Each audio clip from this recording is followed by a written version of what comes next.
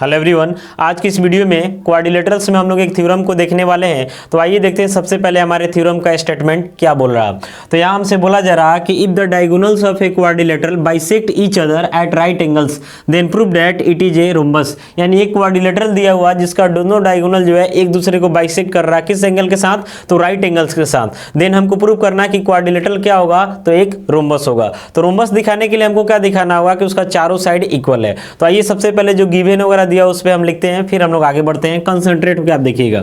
तो यहाँ पे जो हमारा एक क्वाड्रिलेटरल हो जाएगा ABCD।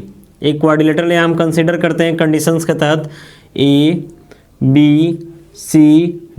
अब इसमें दो डायगोनल है, एक डायगोनल हमारा AC हो जाता है और दूसरा डायगोनल हमारा क्या हो जाता है? BD हो जाता है।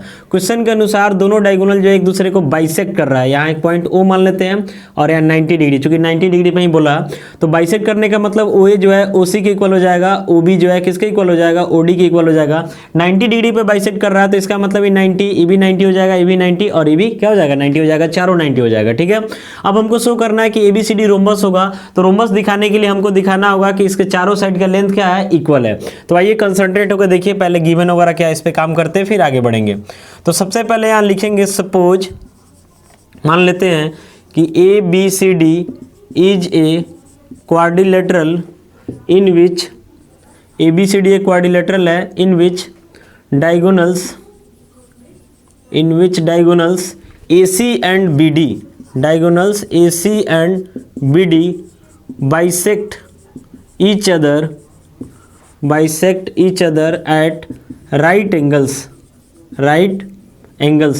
सबसे पहले हम क्या माने कि ABCD हमारे पास एक क्वाड्रिलेटरल है जिस क्वाड्रिलेटरल का दो डायगोनल AC और BD एक दूसरे को बाइसेक्ट कर रहा है पॉइंट O पे राइट एंगल्स के साथ। ठीक है, अब यहाँ से हम देखते हैं कि हमको प्रूव क्या करना है। तो लिखेंगे टू प्रूव, यानी हमको दिखाना क्या है कि ABCD इज ए रोम्बस, यानी ABCD क्या होगा? रोम्बस होगा। तो रोम्बस के लिए हमको दिखाना होगा कि इस क्वाड्रिलेटरल का चारों साइड इक्वल है। तो कंसंट्रेट होकर के देखिएगा, हम लोग पहले से जानते हैं कि अगर किसी भी क्वाड्रिलेटरल का डायगोनल एक दूसरे को सिर्फ बाइसेक्ट करता है तो उस क्वाड्रिलेटरल को हम लोग क्या बोलते हैं? तो पैरेललोग्राम बोलते हैं, और पैरेललोग्राम का अपोजिट साइड इक्वल होता है। तो यहाँ भी देख रहे हैं कि डायगोनल AC और BD एक दूसरे को बाइसेक्ट कर रहा है, तो इसका मतलब है कि ABCD जो है हमारा पैरेललोग्राम तो कन्फर्म होगा। तो पहले इतना हम लिखते हैं, तो लिखेंगे since diagonals AC and BD bisect each other eight point O। दोनों डायगोनल एक दूसरे को पॉइंट O पे बाइसेक्ट कर रहा है। कितने डिग्री पे बाइसेक्ट कर रहा है उससे हमको मतलब नहीं है, तो आपको पैरेललोग्राम होने के लिए सिर्फ दोनों डायगोनल बाइसेक्ट करना जरूरी है। तो लिखेंगे देयरफॉर, यहाँ से हो जाएगा कि ABCD इज ए पैरेललोग्राम, यानी ABCD एक पैरेललोग्राम हो गया। तो पैरेललोग्राम का हम लोग जानते हैं कि अपोजिट साइड क्या होता है? तो इक्वल होता है। तो अब हम लोग लिख सकते हैं कि AB जो है इक्वल हो जाएगा DC के एंड AD जो है इक्वल हो जाएगा किसके? BC के। इसको इक्वेशन फर्स्ट मान लेते हैं, क्योंकि हमको पता है कि पैरेललोग्राम का अपोजिट साइड इक्वल होता है। इसके कारण हम लिखेंगे कि AB जो है DC के इक्वल हो जाएगा, AD जो है BC के इक्वल हो जाएगा। अब एक चीज ध्यान से देखिएगा कि अगर अपोजिट साइड इक्वल हो गया, जैसे मान लेते हैं आपका X है तो AB X हो जाएगा, ये Y है तो AB क्या हो जाएगा? Y हो जाएगा। तो इस सिचुएशन में अगर हम दिखा देते हैं कि इसका एडजेसेंट साइड भी इक्वल है, यानी दोनों को इक्वल कर देते हैं, तो फाइनली हमारा चारों साइड इक्वल हो जाएगा। और जब चारों साइड इक्वल हो जाएगा तो ये हमारा क्या हो जाएगा? रोम्बस हो जाएगा।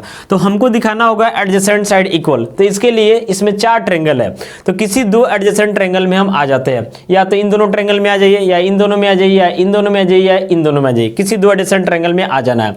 तो मान लेते हैं हम ट्रायंगल AOB और ट्रायंगल BOC में आ जाते हैं। तो लिखेंगे, यहाँ से ध्यान से देखिएगा, in triangle AOB and triangle COB दोनों ट्रायंगल में आते हैं और दोनों को कन्वर्जेंट करेंगे। कन्वर्जेंट कैसे करेंगे इधर लिखते हैं, ध्यान से देखिएगा। इसका OA जो है इसके OC के इक्वल है, यानी OA जो है किसके इक्वल है? OC। ये हमारा गिवन है कि डायगोनल बाइसेक्ट कर रहा है, इसलिए हो जाएगा। फिर यहाँ पे हमारा एंगल AOB इक्वल हो जाएगा एंगल COB के, ये हमारा 90 डिग्री हो जाएगा, क्योंकि क्वेश्चन बोला था कि डायगोनल एक दूसरे को 90 पे बाइसेक्ट कर रहा है।